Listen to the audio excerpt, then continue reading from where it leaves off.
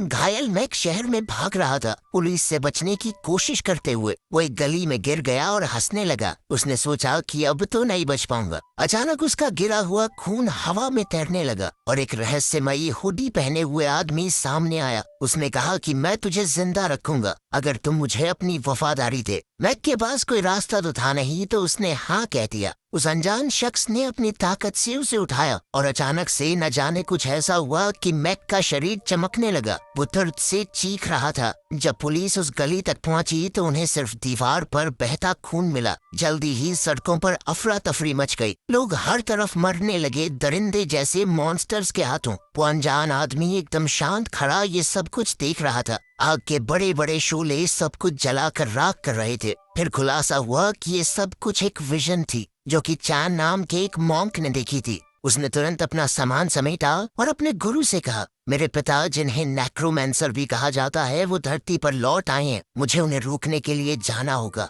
तभी हम जेक नाम के एक आदमी को देखते हैं जो अपने परिवार के साथ छुट्टियां मनाने बैंकॉक आया था। लेकिन यहाँ भी उसके ऑफिस से लगातार फोन आ रहे थे। उसकी पत्नी प्रैंग ने उसे डांटा और याद दिलाया कि अपने परिवार पे भी थोड़ा ध्यान दो। जेक ने वादा किया कि अब वो पूरा ध्यान अपने परिवार पर ही देगा। जब उसने पलट कर देखा तो उसकी बेटी गायब हो गई थी। दोनों शहर के कोने कोने में पागलों की तरह उसे ढूंढने लगे। दौड़ते दौड़ते उन्हें लू मिल ही गई जो एक पुल पर चैन से बात कर रही थी। उन दोनों ने लू को डांटा अकेले भागने के लिए और चैन का शुक्रिया अदा किया। लेकिन चैन पहले से ही जेक का नाम और चेहरा पहचानता था। चैन ने कहा कि हमारा मिलना तो तय है और जेक वही है जो मौत के वक्त में पैदा हुआ था जब चांद खून जैसा लाल था। उसने जेक को कीपर ऑफ द गेट्स के नाम से बुलाया और चेतावनी दी कि जेक को बड़ी मुश्किलों का सामना करना होगा और हो सकता है कि उसे सब कुछ खोना पड़े। जेक को लगा कि चैन कोई पागल आदमी है और अपने परिवार के साथ वहां से चला गया। बाद में मॉल में लू की आइसक्रीम उसकी टी शर्ट पर गिर गई तो प्रैंग उसे बाथरूम में ले गई साफ करने के लिए। उसी वक्त मैक मॉल में आया और एक आदमी से टकरा गया। उसने अपना लॉलीपॉप उस आदमी को पकड़ाया और फिर बंदूक निकालकर उसे गोली मार दी। लोगों ने घबरा कर भागना शुरू कर दिया। मैक अंधाधुंध गोलियां चला रहा था। शॉपिंग करने आए लोग और एम्प्लॉयज दोनों इस गोलीबारी में मारे गए। लोगों की भीड़ एग्जिट की तरफ भागने लगी, लेकिन जेक उस भीड़ को धक्का मारकर अपने परिवार तक पहुंचा। उसने उन्हें कहा कि बाथरूम में ही छुपे रहना, मैं लोगों की मदद करने जा रहा हूँ। इसी दौरान ऑफिसर एरेड भी मॉल के अंदर आ गया। जेक ध्यान से छुपते छुपते घूम रहा था और लोगों को छुप कर रहने की चेतावनी दे रहा था। जब मैक एक खून लगी डॉल में उलझा हुआ था तब जेक सामने आया, अपनी बंदूक निकाली और कहा कि अपना हथियार नीचे फेंको। मैक बिल्कुल बेपरवाह लग रहा था, मानो उसे ऐसा लगता हो कि वो मर ही नहीं सकता। और अब वो उस डॉल का इस्तेमाल करके जेक से बच्चे जैसी आवाज में बात कर रहा था। जेक ने धमकी दी कि अगर मैक ने सरेंडर नहीं किया तो वो उसे मार डालेगा। मैक अचानक से गोलियां चलाने लगा और जेक को फिर से छुपना पड़ा। पास ही में एक रोती हुई लड़की फोन चलाने की कोशिश कर रही थी ताकि वो मदद बुला सके, लेकिन देखते ही देखते मैक ने उसे भी गोली मार दी। बाहर पुलिस और आग बुझाने वालों की एक पूरी टीम ने मॉल को घेरा हुआ था। जेक अब मैक को पागल कहकर उसे उकसाने लगा कि इसका ध्यान तो भटके और मौका देखकर उसने फटाक से गोली चला दी, जिसके बाद मैक घुटनों पर गिर पड़ा। एरेड उसके पीछे आ गया, लेकिन मैक फिर भी बेपरवाह लग रहा था, मानो उसके ऊपर गोली का कोई असर ही नहीं हुआ। उसने जेक का शुक्रिया किया उसे मारने के लिए, ये कहते हुए कि अब उसका काम पूरा हुआ और कीपर वापस आ चुका है। अचानक मैक का शरीर जलने लगा और वो ब्लास्ट हो गया। पूरी इमारत हिलने लगी। मॉल के ऊपर का धुआं एक दहाड़ती हुई खोपड़ी बन गया और आग शहर के हर कोने में फैलने लगी। प्रैंग लू को बाथरूम से खींचकर बाहर ले आई और दोनों भागकर निकले, लेकिन सामने एक फायर ट्रक क्रैश हो गया और लोग एक दूसरे पर हमला करने लगे। एक फायरमैन भी एक आदमी को चाकू से मार रहा था।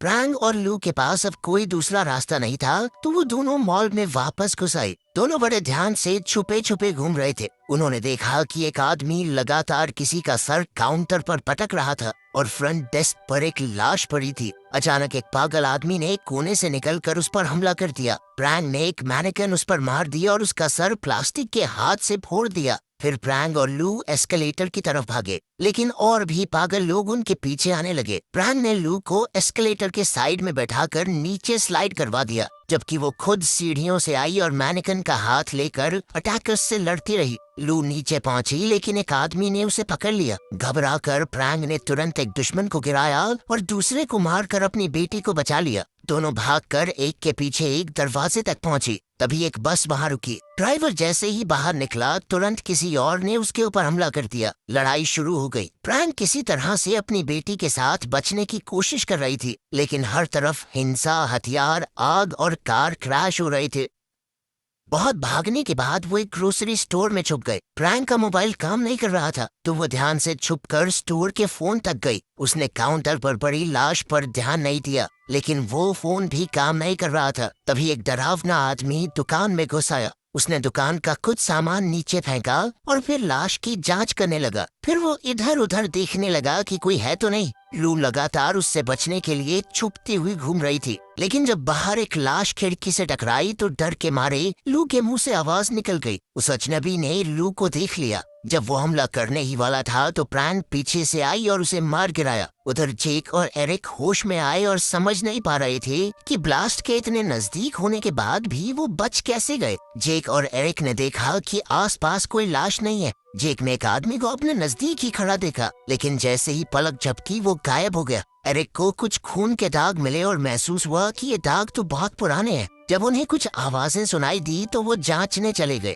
और एक औरत उन्हें दिखी जिसके हाथ में चाकू है। उसने पलटकर अपना डरावना चेहरा दिखाया और एरिक पर झपट पड़ी। उसे चाकू घोंपकर मार डाला। जेक ने जब गोली चलाई तो गोलियों का असर ही नहीं हो रहा था। औरत ने उस पर भी हमला किया और लड़ाई शुरू हो गई। बड़ी मुश्किल से जेक ने उसका सर पटक कर उसे बेहोश कर दिया। इसके बाद जेक भागकर छुप गया, लेकिन वो औरत तुरंत समझ गई और उसे ढूंढने लगी। अचानक उसके हाथ पांव लंबे हो गए और वो छत पर चलने लगी। जेक छुप छुप कर घूम रहा था, लेकिन उस औरत ने उसे ढूंढकर खींच लिया। जेक ने फिर से गोली चलाई, लेकिन उस अजीबोगरीब औरत पर कोई असर नहीं हुआ और अब वो जेक को भी चाकू से मारने की कोशिश करने लगी। घबराकर जेक ने जोर लगाकर उसे धक्का दिया और फिर से भाग निकला। वो दौड़कर जल्दी से बाथरूम में गया, लेकिन उसे अपना परिवार वहाँ पर नहीं मिला। मॉल के बाकी हिस्सों में ढूंढते हुए जेक ने देखा कि सारा खाना सड़ चुका था। तभी उस औरत ने फिर से हमला कर दिया। जेक ने उस पर कुर्सी से हमला करके वहाँ से निकलने की कोशिश की। उस औरत ने तुरंत उसका रास्ता रोक लिया तो जेक ने आसपास लटके हुए तार पकड़ के उसे बांध दिया और सजावट की एक चीज से कस दिया।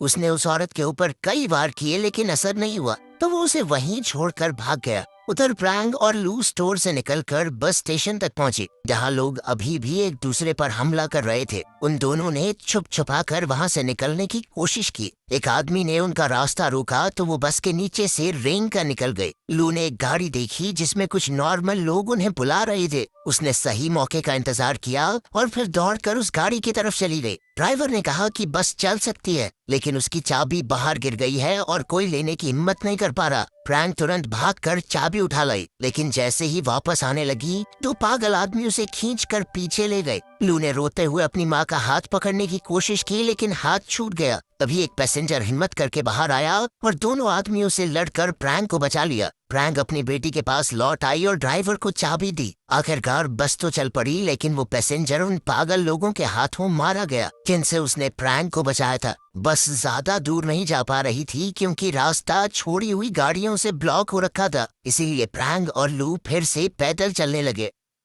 कुछ देर बाद वो अपने होटल तक पहुंची, लेकिन वहाँ भी लाशें ही लाशें मिली। जब वो ऊपर गई तो देखा एक आदमी एक औरत से लड़ रहा है और फिर उनकी तरफ आने लगा। फ्रैंक ने एक ट्रॉली बैग को शील्ड की तरह इस्तेमाल करके उस हमलावर को धक्का देकर गिरा दिया। कॉरिडोर के अंत में उन्हें एक और आदमी नजर आया। फ्रैंक ने एक बोतल उठाई और उसके सर पर दे मारी। फिर वो और लू अपने कमरे तक पहुंचे और वहां अंदर घुसकर उन्होंने चैन की सांस ली। जब उन्होंने खिड़की से बाहर देखा तो पूरा शहर आग में जल रहा था। फ्रैंक कमरे का फोन ट्राई करने लगी, लेकिन वो भी काम नहीं कर रहा। मॉल में जेक अकेला चल रहा था। उसने देखा कि सारी स्क्रीन्स खराब हो गई हैं। अचानक उसने देखा कि वो औरत जो बंधी हुई थी अभी भी जिंदा है और उसे ढूंढ रही है। वो एक खून के तूफान जैसे पोर्टल के पास गई और उसके अंदर से गुजर गई। जेक ने उसके पीछे जाने का फैसला किया। इस अजीब पोर्टल ने उसे सीधा उस बस स्टेशन में गिरा दिया जो बिल्कुल खाली लग रहा था। जेक ने ऊपर देखा तो एक बहुत बड़ा शैतान बिल्डिंग के ऊपर खड़ा होकर उसे देखकर हिल रहा था।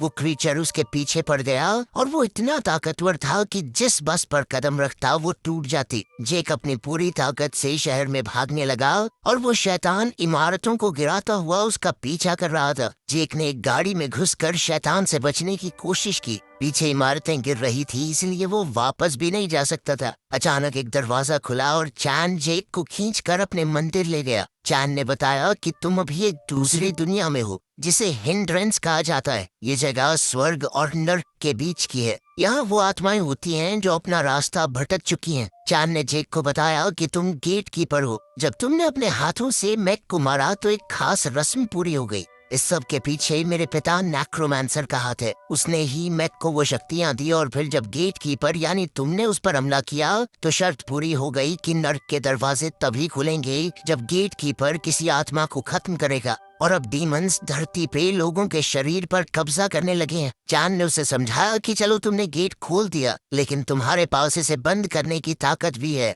तुम गेट कीपर हो। जेक को अभी भी उसकी बातों पर यकीन नहीं हो रहा था। इस पर चान कहने लगा कि तुम खूनी चांद के नीचे पैदा हुए थे। तुम्हारी माँ जन्म देते ही मर गई थी, है ना? जेक ये सब समझ नहीं पा रहा था। उसे सिर्फ अपने परिवार की फिक्र हो रही थी। चान ने उसे समझाया कि देखो, गेट बंद करना पड़ेगा सबसे पहले, तभी तुम अपने परिवार और पूरी दुनिया के लोगों को बचा सकोगे। लेकिन उनके पास ज्यादा वक्त नहीं है, क्योंकि वो डीमन हर एक आत्मा को खाकर और भी शक्तिशाली हो रहा है। सबसे पहला कदम है मैक को ढूंढना।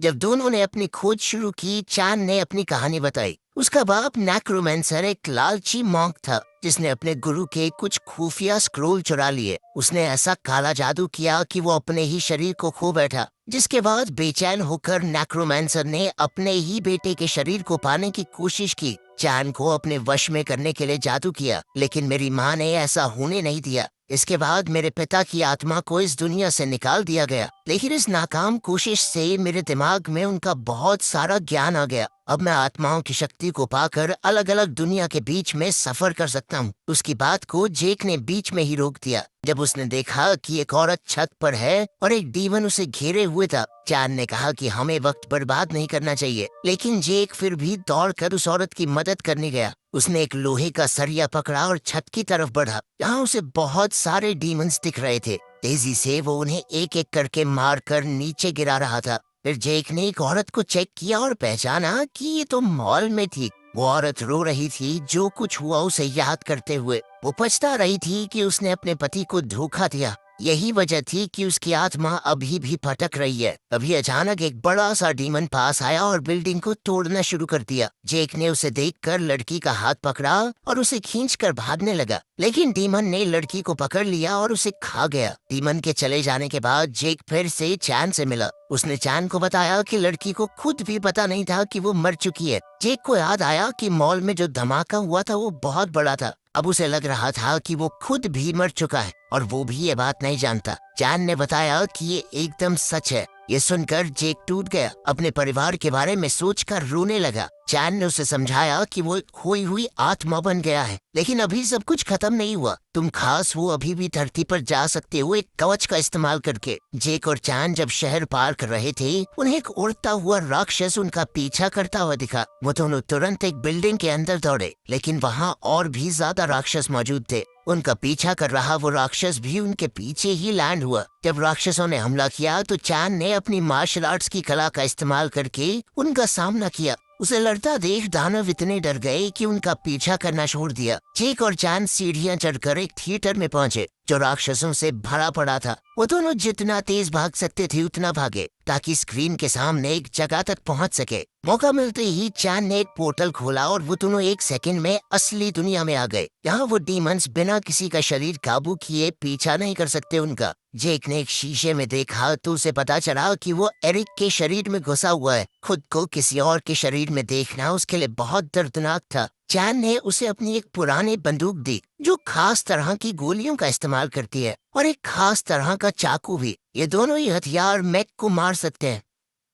इसी दौरान मैक ने जेक के शरीर को अपने वश में कर लिया था। वो इस शरीर का इस्तेमाल करके होटल के कमरे में प्रैंग के पास पहुंचा। प्रैंग और लू को जेक की बहुत चिंता हो रही थी, लेकिन मैक को उनसे बात करना नहीं आ रहा था। वो सिर्फ मन में अपने असली रूप को घूर रहा था। लू उससे कई सवाल पूछ रही थी तो मैक ने उसे मॉल में मिली जली हुई डॉल निकाल ली। अचानक कमरे का फोन बजने लगा और मैक ने खुशी से कॉल उठा लिया। साथ ही वो कुछ लिखने लगा। जब तक चान और जेक कमरे में आए तब तक मैक और जेक का परिवार दोनों गायब हो चुके थे। वहाँ पर सिर्फ वो डॉल थी। चान को फोन के पास मैक का नोट मिला। तभी जेक को लू की चीख सुनाई दी। वो मदद के लिए चिल्ला रही थी। उसने खिड़की से देखा कि लू पूल के पास है और वो तुरंत होटल से बाहर दौड़ गया। फ्रैंक और लू से देखकर डर गए क्योंकि उन्हें लगा कि ये अजीब सा आदमी जिसे हम जानते भी नहीं, इतना फ्रैंक क्यों हो रहा हमारे साथ। इसी मौके का फायदा उठाकर मैक ने जेक को पीछे से मारा और नीचे गिरा दिया। फिर मैक ने जेक को दबाकर पकड़ लिया और कहा कि वो उसकी जिंदगी और उसका परिवार दोनों चुरा लेगा।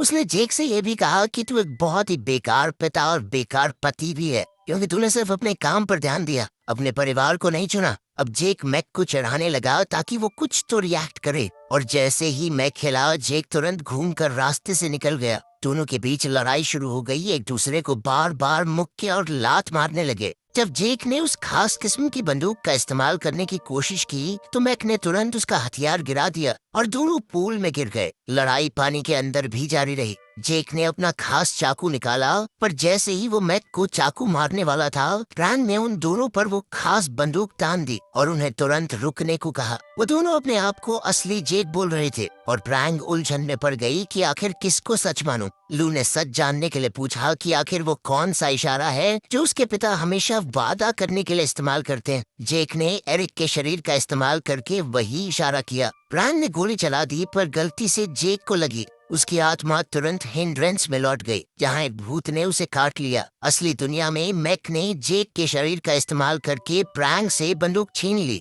लू ने जोर से चिल्लाकर कहा कि ये मेरे असली पापा नहीं है। अचानक एक ब्लड पोर्टल दीवार पर खुला और मैक ने उनसे कहा कि जल्दी से मेरे पीछे आओ। उधर हिंड्रेंस में जेक की आत्मा को चान ने बचा लिया। उसके पास अभी भी वो चिट्ठी थी जो मैक ने होटल रूम में छोड़ी थी। पता चलता है कि मैक नेक्रोमैंसर के कांटेक्ट में है, जो उसे बता रहा था कि गेट ऑफ हेल को कैसे ढूंढना है। वो दोनों भी नेक्रोमैंसर के कहे मुताबिक जंगल में एक सुनसान घर तक पहुँचे, जहाँ एक बहुत बड़ी आग जल रही थी, जो गेट ऑफ हेल का निशान है। असली दुनिया में मैक फ्रैंक और लू को उसी जगह ले गया, जहाँ उन्हें एक मास्क वाला आदमी मिला जो असल में नेक्रोमैंसर है। वो बड़ा राक्षस अभी भी वही है। जेक और चान छुपते छुपाते सही जगह तक पहुँचे और चान ने एक नया पोर्टल खोला। नेक्रोमैंसर ने लू के शरीर को हवा में उड़ाकर उसे गेट के ऊपर लटका दिया। वो उसे मारने की तैयारी करने लगा ताकि उसका काला जादू पूरा हो जाए, पर उसी वक्त जेक ने वहाँ आकर उसे रोक दिया। लड़ाई शुरू हुई और अचानक ही वहाँ मौजूद एक आदमी ने जेक पर हमला कर दिया, लेकिन जेक ने अपनी जबरदस्त लड़ने की कला का इस्तेमाल करके उस खास चाकू की मदद से सबको मार गिराया। मैक भी लड़ाई में आ गया और उस खास बंदूक से जेक को मारने की कोशिश की, लेकिन जेक ने किसी तरह बचकर उसका हथियार गिरा दिया। जब वो दोनों लड़ रही थी तो फ्रैंक छूट गई और उसे गिराकर बंदूक छीन ली। उसने नेक्रोमैंसर के हाथ पर गोली चला दी ताकि वो लू को उससे बचा सके, लेकिन वो दूसरा आदमी अचानक से उस पर टूट पड़ा और उसे गिरा दिया। फ्रैंक ने जमीन पर पड़ा एक छुरा उठाकर एक को घूंप दिया और जेक ने अपना चाकू दूसरे आदमी पर फेंका जो उसे पकड़ने आ रहा था। मैक भी छुरा लेकर जेक पर लगातार वार करने लगा, लेकिन फ्रैंक ने बंदूक जेक की तरफ फेंकी और जेक ने उसे पकड़कर तुरंत मैक पर गोली चला दी, जिसके बाद मैक की आत्मा तुरंत हिंड्रेंस में चली गई, जहां वो बड़ा राक्षस उसे तुरंत निगल गया। इसके बाद चान नेक्रोमैंसर के सामने आकर उसका ध्यान भटकाने लगा ताकि जेक पीछे से उस पर खास खंजर से हमला कर सके। मरने से पहले नेक्रोमैंसर ने बताया कि गेट को बंद करने का एक ही तरीका है, जेक को उसके पार जाना होगा। चान ने समझाया कि मैंने दूसरा तरीका ढूंढने की कोशिश की थी, लेकिन कोई रास्ता नहीं मिला। जेक ने मान लिया कि अब यही मेरी किस्मत है और अपने परिवार को अलविदा कहा। उसने उनसे माफी मांगी कि मैं हमेशा अपने काम में घुसा रहा, तुम्हारे साथ और ज्यादा वक्त बिताना चाहता था मैं। उसने आखिरी बार उन्हें गले लगाया और आग के गेट की तरफ चला गया, जिसकी मदद से वो नर्क में पहुंच गया। जेक का शरीर गेट के दूसरी तरफ जाते ही जल उठा और इससे गेट बंद हो गया। दुनिया फिर से नॉर्मल हो गई और फ्रैंक लू को उसकी दादी के घर छोड़ आई। फ्रैंक ने ठान लिया कि वो कुछ भी करके अपने पति को वापस ला कर रहेगी। कोई ना कोई तरीका तो जरूर होगा।